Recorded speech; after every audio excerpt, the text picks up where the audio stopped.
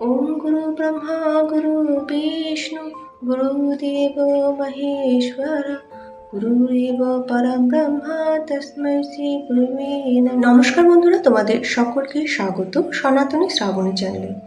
ভারতের সমস্ত জায়গায় গুরুর স্থান সর্বদা গুরুত্বপূর্ণ দেওয়া হয়েছে। গুরু ব্রহ্ম গুরু বিষ্ণু গুরুদেব মহেশ্বর, এই যে শ্লোকটি আছে, এই শ্লোকটি সত্যের সাক্ষ্য দেয়। গুরুকে ঈশ্বরের সমতুল্য বিবেচনা করা হয়েছে। গুরুদেবের সম্মানের জন্য প্রতি বছর আষাঢ় মাসের পূর্ণিমা তিথিতে গুরু পূর্ণিমার এই উৎসবটি পালন করা হয়। এই দিনটি কেবল শিষ্য এবং গুরুর মধ্যে সম্পর্কের প্রতীক নয়, এটি জ্ঞান, ভক্তি এবং আধ্যাত্মিক অগ্রগতির জন্য ভীষণ গুরুত্বপূর্ণ।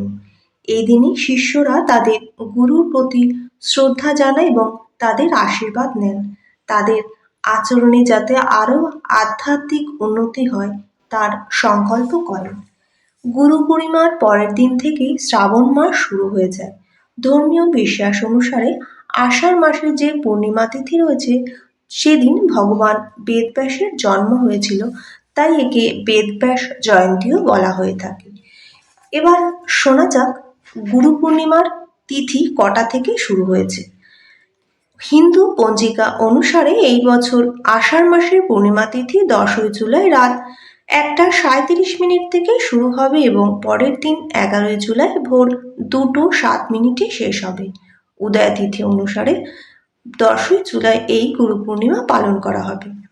ব্রহ্ম মুহূর্ত হবে ভোর 4:10 থেকে 4:50 পর্যন্ত, আর অভিজিৎ মুহূর্ত হবে 11:59 থেকে 12:54 পর্যন্ত। বিজয় মুহূর্ত হবে 12:45 থেকে 3:40 পর্যন্ত এবং গোধূলি বেলা হবে 7:21 থেকে 7:41 পর্যন্ত। এই গুরু পূর্ণিমা বৃহস্পতিবার পালিত হবার জন্য এদিন লক্ষ্মী দেবীর সাথে সাথে ভগবান বিষ্ণুরও পূজা করা হয়ে থাকে। গুরু পূর্ণিমার পূর্ণ আচার অনুষ্ঠানের সাথে দেবী লক্ষ্মী এবং শ্রীহরির পুজো করলে আর্থিক অসুবিধা থেকে মুক্তি পেতে পারে। ভিডিওটি এখানে শেষ করলাম। কেমন লাগলো অবশ্যই কমেন্টের মাধ্যমে জানাবেন এবং সাবস্ক্রাইব করে পাশে থাকার অনুরোধ করছি। নমস্কার।